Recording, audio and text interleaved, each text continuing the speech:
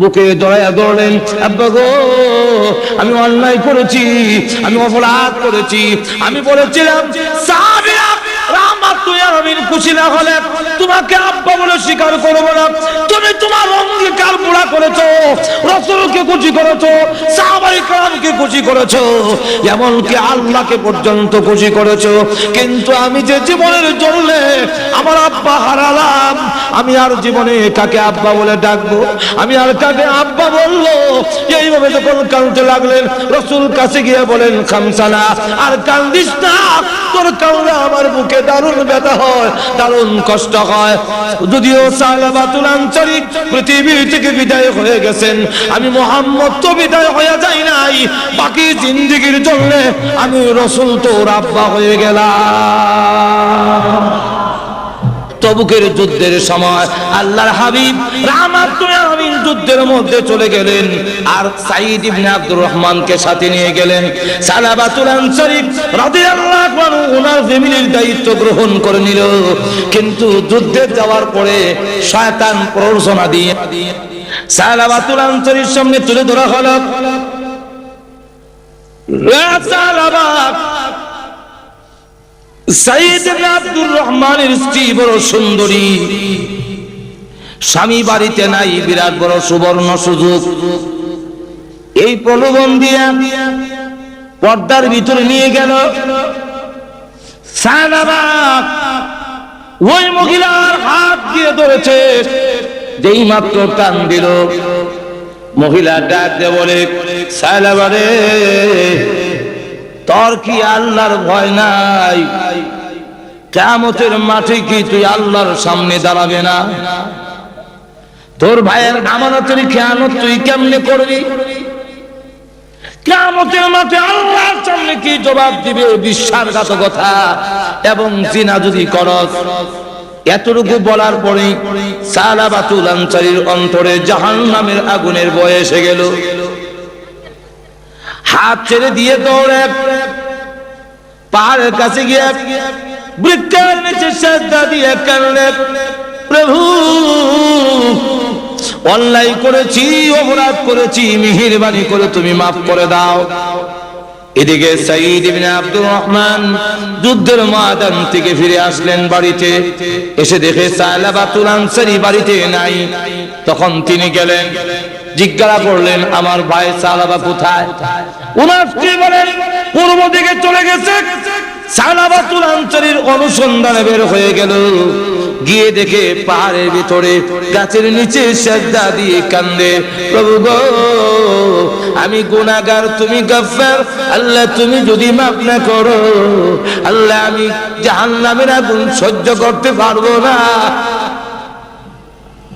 আল্লাহ কিয়ামতের দিন লাঞ্ছনা অপমান সহ্য করতে পারবো না, মেহেরবানি করে আমার জীবনের গুনাহ মাফ করে দাও। এমনি মাথা উঠা আল্লাহর দরবারে তওবা কর। কোনো গুনাহ করে থাকলে আল্লাহ রাব্বুল আলামিনের নাম গফুরুর রহিম, আল্লাহ রাব্বুল আলামিন তোমাকে maaf করে দিতে পারেন। সাহাবা ডাক দিয়ে কয়, ভাই সাঈদ আমি বাড়িতে যাব না, আমার এই চেহারা দেখাবো না, তুমি যদি আমাকে বাড়িতে নিতে হয় আমার দুইটা হাত গায়ের সঙ্গে বেঁধে অপমানিত গোলামের নায়ে টেনে নিতে পারো, আমি আর মদিনায় যাব না। বাধ্য হইয়া সাঈদ রাদিয়াল্লাহু আনহু সালাবার দুইটা হাত গায়ের সঙ্গে এইভাবে বাঁধলেন।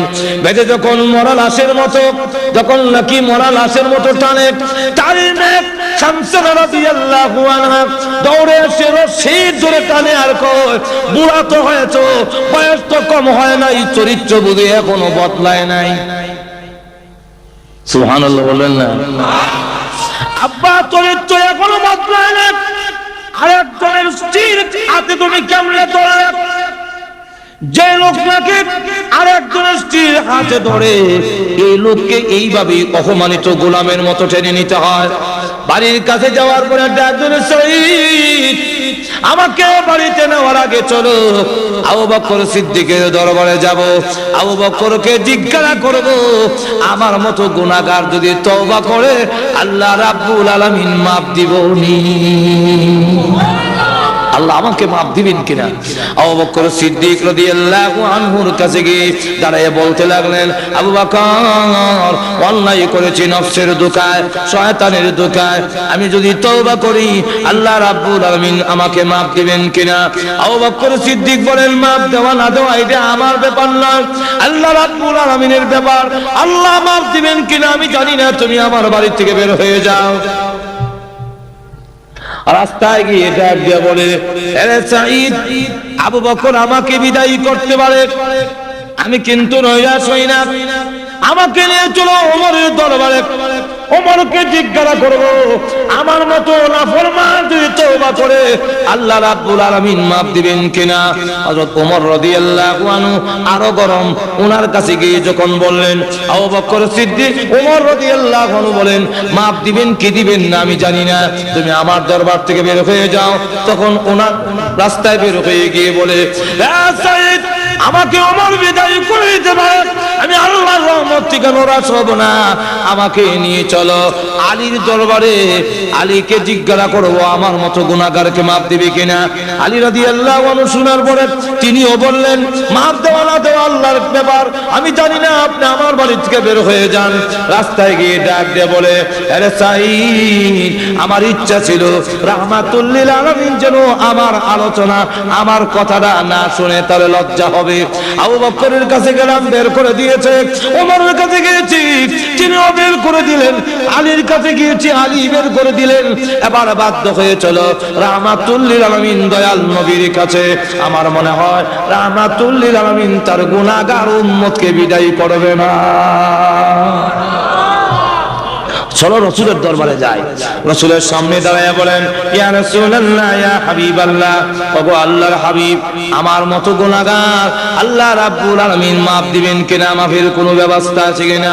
রাসূলুল্লাহ বলেন, সাহাবা, মাফ দেওয়া না দেওয়া আল্লাহর কাজ, আমি জানি না তোকে মাফ দিবেন কিনা, কিন্তু আমার রাগ হলো বিশ্বাসঘাতকতা কেন করলে, আমি ওই সাহাবীর স্ত্রীর সঙ্গে বিশ্বাসঘাতকতা কেন করেছো, তোমার মতো সাহাবী আমার বাড়ি থেকে বের হয়ে যাও।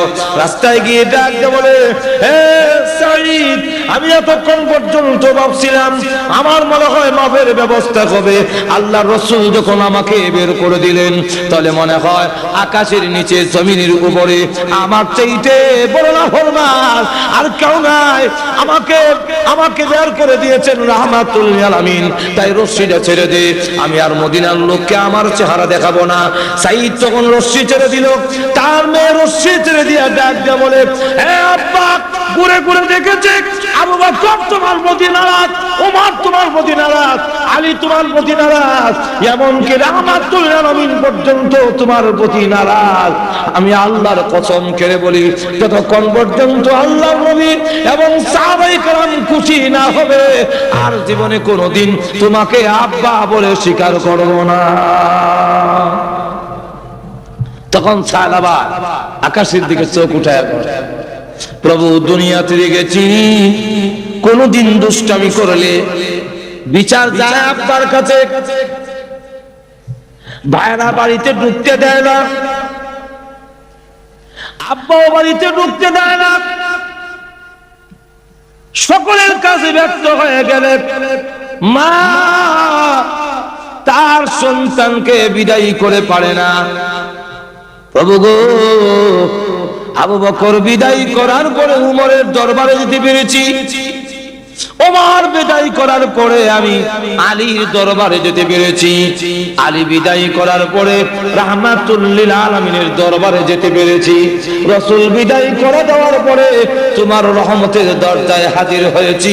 বলো না, তুমিও যদি তোমার গুনাহগার গোলামকে বিদায় করে দাও, তাহলে তোমার এই বান্দা কার দুয়ারে গিয়ে আশ্রয় নিবে? আল্লাহ সকলে বিদায় করলেও তুমি তোমার গুনাহগার বান্দাকে বিদায় করতে পারো না। আবার গিয়ে পাহাড়ের ভিতরে সেজদা দিয়ে, গাছের নিচে সেজদা দিয়ে কাঁদে।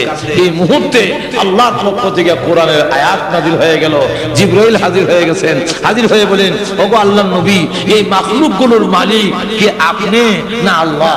রাসূল বলেন, মাখলুকের মালিক তো আল্লাহ। তো আল্লাহ যদি মাখলুকের মালিক হয়ে থাকে, তাহলে সাহাবাকে আপনি কেন বিদায় করলেন? তার তামাম জীবনের গুনাহ এই মুহূর্তে আল্লাহ মাফ করে দিয়েছেন। যেই মাত্র এই কথা বলেছে এমনি রাসূল বলেন, আবু বকর একটু কুছ করে দেখো না আমার সায়লাবা কোথায় আছে। হযরত উমর দাঁড়ায় বলেন, হুজুর আমাকে অনুমতি দেন, আমিও যাব, কারণ আমিও দোষী, আমার কাছে এসেছিল, আমি তাকে বিদায় করে দিয়েছি। হযরত আলী দাঁড়ায় বলেন, ইয়া রাসূলুল্লাহ, ইয়া হাবিবাল্লাহ, আমাকে অনুমতি দেন, আমিও যাব, কারণ আমিও দোষী। হযরত সালমান ফারসি রাদিয়াল্লাহু আনহু দাঁড়ায় বলেন, ওগো আল্লাহর হাবিব, আপনি আমাকে অনুমতি দেন, আমি মুরব্বী সাহাবী, আমার বয়স বেশি।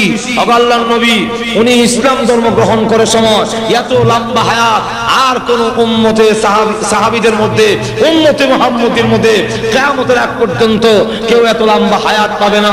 সালমান ফারসি ইসলাম ধর্ম গ্রহণ করার সময় ওনার বয়স হলো 120, ইন্তেকালের সময় ওনার বয়স হলো 350। আর জোরে কন্যা সুবহানাল্লাহ, 350 ওনার বয়স। এই 350 বছর বয়সে আল্লাহু আকবার, হযরত সালমান ফারসি রাদিয়াল্লাহু আনহু বলতেছেন যে আমাকে অনুমতি দেন, আমিও যাব। এই 4 জন সাহাবী যখন নাকি হাজির হয়ে গেলেন, খুঁজতে খুঁজতে যখন ওই পাহাড়ের কাছে গেলেন, গিয়ে দেখে লোকেরা খেত কামারে কাজ করে। জিজ্ঞাসা করে, ভাইরা আমার, সায়লাবা নামে কোন লোক কি তোমাদের এই এলাকায় কোনোদিন দেখেছো? তখন লোকেরা বলে, সায়লাবাতুল আনসারী নামে কোন লোক চিনি না, তবে তোমাদের লোকটার পরিচয় বলো। লোক ওনারা বললেন, জাহান্নামের আগুনের ভয়ে কান্দে, কিয়ামতের মাঠের ভয়ে কান্দে, এমন কোন লোকের কোন সন্ধান কি তোমাদের নজরে পড়েছে? তখন তারা বলল, লোকটা দেখি নাই, কিন্তু আমরা ঘুমায় গেলে ওই পাহাড়ের ভিতরে গুনগুন সুরে একটা লোক কাঁদতে থাকে, তার কান্নার আওয়াজে আমাদের ঘুম ভেঙে যায়, আমরা ঘুমাতে পারি না, আমাদের মনে হয় তোমাদের লোকটা সেই লোকটাই হবে।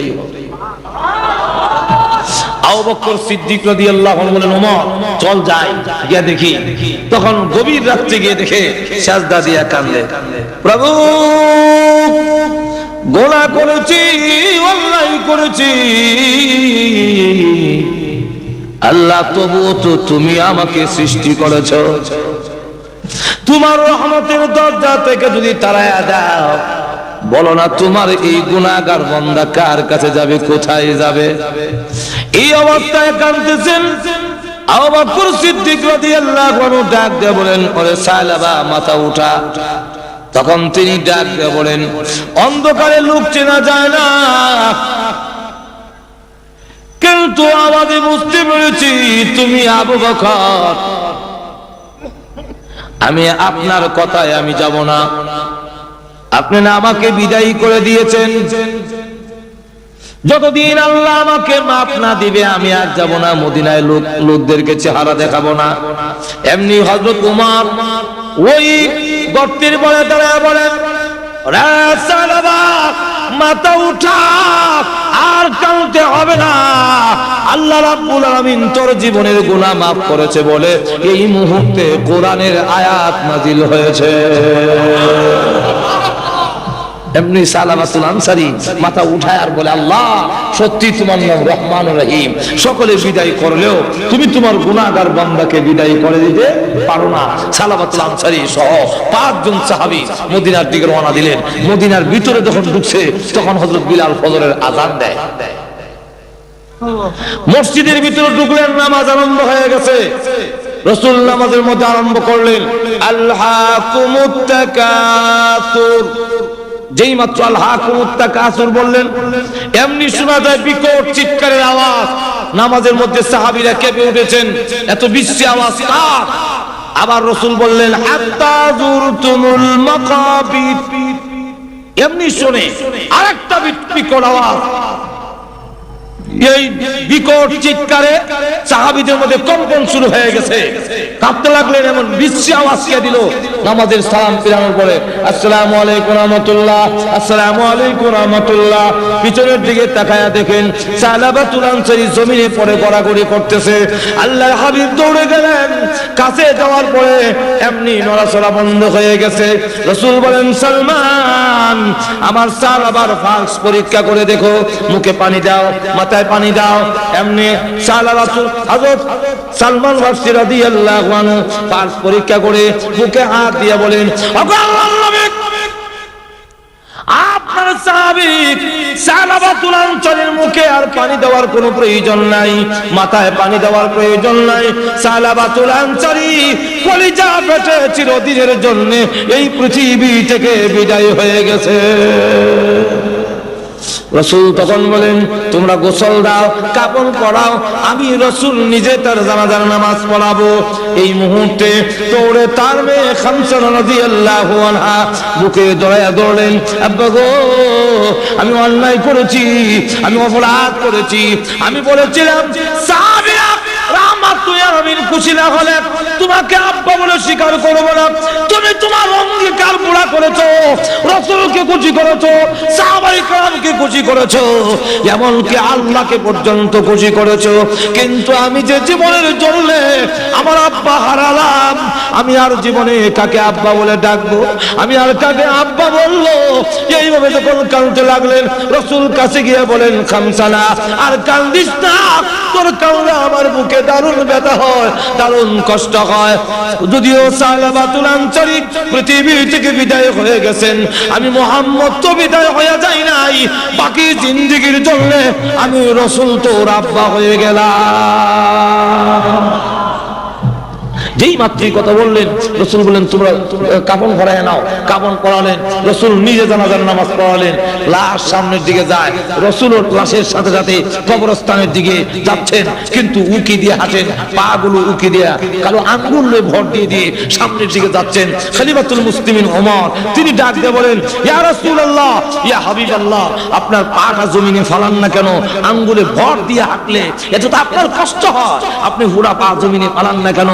রাসূল বলেন, হে ওমর, জানো না আমার সালাবার তওবা আল্লাহ দরবারে এমন ভাবে কবুল হয়েছে, আল্লাহ খুশি হইয়া তার জানাজার আশেপাশে এবং এই এলাকার ভিতরে এত রহমতের ব্যবস্থা নাযিল করেছে, আমি পুরা পাউটা জমিনে লাগাবো, এতটুকু জায়গা এই এলাকার ভিতরে খালি না।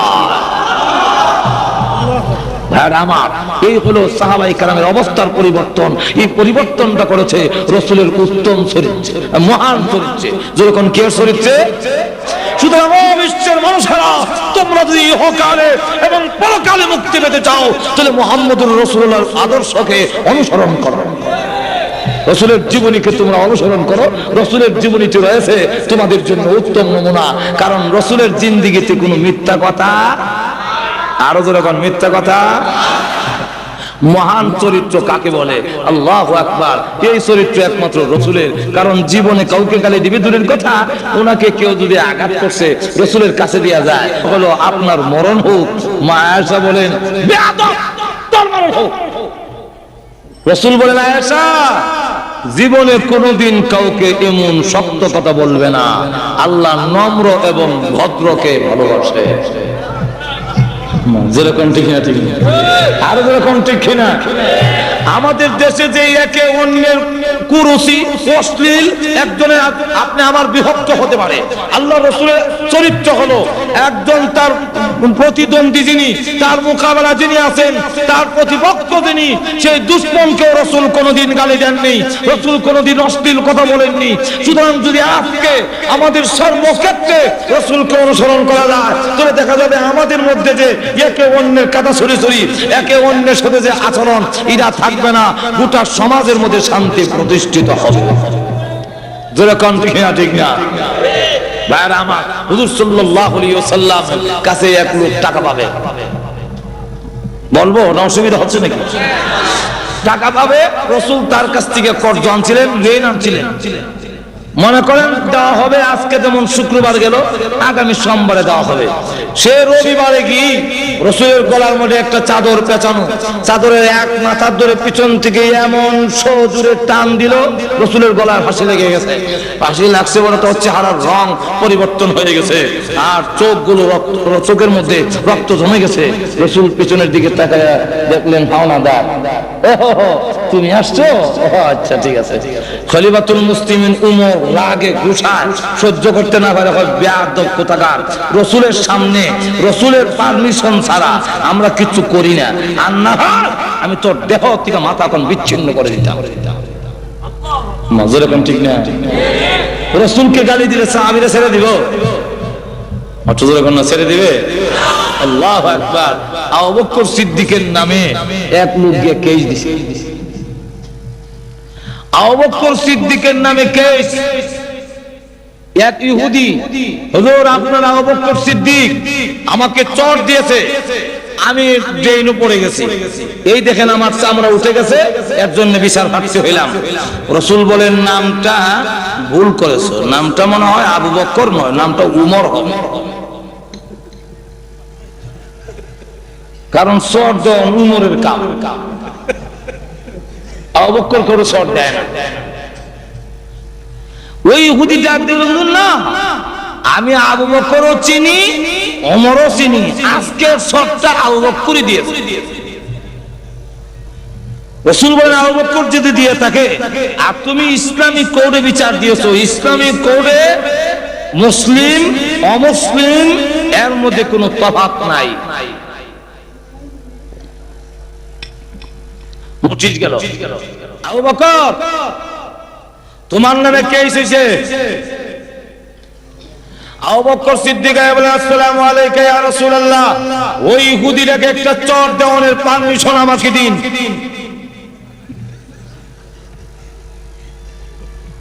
রাসূল বলেন আমি তো আগের চড়টা বিশ্বাস করি নাই, কিন্তু এখনের কথায় বোঝা যায় আগের চড়টা তুমি যে দিছো এতে কোনো সন্দেহ নাই। মাজর এখন ঠিক না?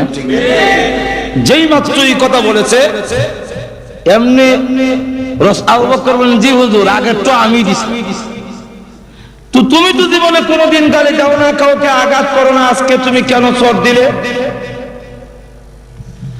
আবু বকর সিদ্দিক বলেন ইয়া রাসূলুল্লাহ ইয়া হাবিবাল্লাহ, ওই যে যাকাত দেওয়ানোর আয়াত নাযিল হয়েছে, কর্দা দেওয়ানে ইউকরিদুল্লাহ কারদান হাসানা, আল্লাহ যে বলছেন আমাকে কর্দে হাসানা দাও, ঋণ দাও, আল্লাহ যে বলছেন আমারে দান করো, এইগুলো আয়াত নাযিল হওয়ার পরে এই ইহুদিটা আরেকটা ইহুদির কাছে আমাকে শোনায়া বলে, জোরে জোরে বলে, এতদিন জানতাম মুহাম্মদ আব্দুল্লাহর বেটা, মুহাম্মদ হলো দরিদ্র ফকির, আর এখন থেকে যে আয়াত নাযিল হচ্ছে এতে বোঝা যায় মুহাম্মদের আল্লাহ ফকির, আমরা হইলাম ধনী। জোরে কন্না নাউযুবিল্লাহ। আবু বকর সিদ্দিক বলেন ইয়া রাসূলুল্লাহ ইয়া হাবিবাল্লাহ, আমার সামনে আমার আল্লাহকে ফকির বলে গালি দিবে, আমার সামনে আমার নবীজিকে ফকির বলে গালি দিবে, আর আমি সত্য করব, তা ইমানদার লক্ষণ হতে পারে না।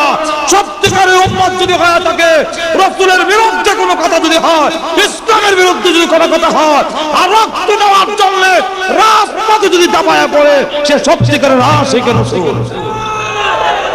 যেরকম ঠিক না ঠিক না, আরো যেরকম ঠিক কিনা, কোথাও কোনো হাউদি বাম্পার এক্সিবিশন, কোন জুয়া এবং অন্যায় মদের আড্ডাখানা যদি বসে, আর আপনি যদি নীরব ভূমিকা পালন করেন, সেখানে আশিক রাসূল হতে পারেন না। যেরকম ঠিক না ঠিক না, অন্যায়ের প্রতিবাদে যারা গর্জে উঠে যে আল্লাহ রাসূলকে আমি ভালোবাসি, সুতরাং আল্লাহ রাসূল এইগুলো পছন্দ করেন নাই, আমি পছন্দ করি।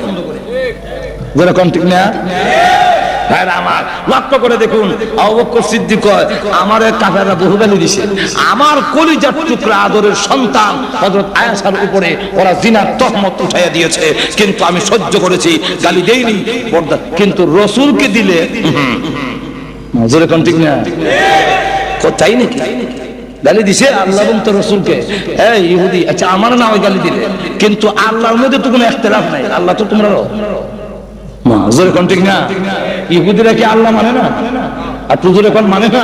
তো ইহুদি তুমি তো আল্লাহ মানো, আল্লাহকে ফকির বললে কেন? এমনি সেই ইহুদি লোকটা দ্বারা কয়, ওগো আল্লাহর নবী, আমি জীবনে আল্লাহকে গালি দিই না, আল্লাহকে গালি দিব আমি কি পাগল নাকি? রাসূল বলেন আবু বকর তুমি বলতেছো গালি দিয়েছে, সে বলে গালি দেয় নাই। এখন এই যে ইখতিলাফ লাগলো, এখন তো কোর্টে কেস হয়ে গেছে। আবু বকর সিদ্দিক বলেন হুজুর আমার নাম যে সেফেদা সিদ্দিক উপাধি, তার অর্থ হলো চিরন্তন সত্যবাদী, এটা আল্লাহর পক্ষ থেকে তো আমার লাগানো হয়েছে। আপনি তো জানেন আমি মিথ্যা বলি না। রাসূল বলেন খুব জানি, খুব জানি তুমি মিথ্যা বলো না, কিন্তু কোর্ট তো এই সিদ্দিক দিয়ে চলে না, কোর্ট তো নীতিমালা আছে। নজরে কোন ঠিক না? কোরআনের ইসলামী কোরআনের বিধান হলো আল বাইয়িনাতু আলাল মুদ্দাই ওয়াল ইয়ামিনু আলা মান আনকার। ইসলামী কোরআনের নীতিমালা হলো যে নাকি বাদী হবে তার পক্ষে দুজন সাক্ষী উপস্থাপন করতে হবে, বিবাদীর উপর দুজন সাক্ষী লাগবে। তোমার আর যদি সাক্ষী না থাকে বিবাদী বলবো আল্লাহর কসম আমি করি নাই, কেস ডিসমিস। এখন তুমি সাক্ষী উপস্থাপন করো, হুজুর আমার সাক্ষী নাই, কিন্তু ঘটনা সত্য। ঘটনা সত্য হলে কি সাক্ষী নাহলে তো ঘটনা প্রমাণিত হবে না। তখন কয় হুজুর সাক্ষী নাই। এখন যদি আপনি আমাকে, আমি আল্লাহ এবং তার রাসূলের ভালোবাসার প্রমাণ দেখাচ্ছি, এখন যদি এতে আমার ফাঁসির কাস্টে ঝুলতে হয় 1000 বার আমি রাজি আছি। রাসূল বলেন রাজি থাকলে প্রস্তুত হও, তোমার বিপক্ষেই আমি রায় দেব। তুমি তাকে চর দিয়েছো, চরের বদলা চর। আবু বকর সিদ্দিকের বিরুদ্ধে চরের রায় হয়ে যাবে, যে একটা চর আবু বকর দেওয়া হবে, এই ইহুদি আর একটা চর তাকে দিয়ে দিবেন, এই পরিমাণ বড়। আল্লাহু আকবার। এমনি শুনে জিবরাইল আসার ঘন্টার আওয়াজ শোনা, ঘুমাই গেছেন তো, সুবহানাল্লাহ আওয়াজ নাই। আরো তো চিৎকার দিয়ে বলেন সুবহানাল্লাহ। যেই মাত্র দেখা যায় জিবরাইল আসতেছে, রাসূল বলেন অপেক্ষা করো, এই মুহূর্তে জিবরাইল আসে কেন? নিশ্চয় আবু বকরের পক্ষে, আল্লাহর পক্ষের কোন সিদ্ধান্ত আসতে পারে। হুজুর আপনার কানে কানে বলেন, আবু বকর সিদ্দিকের বিরুদ্ধে রায় দেওয়ার আগে আল্লাহ রাব্বুল আলামিনের কোরআনের আয়াতটা আগে শুনুন, তারপরে রায় দিবেন। সুবহানাল্লাহ বলবেন না?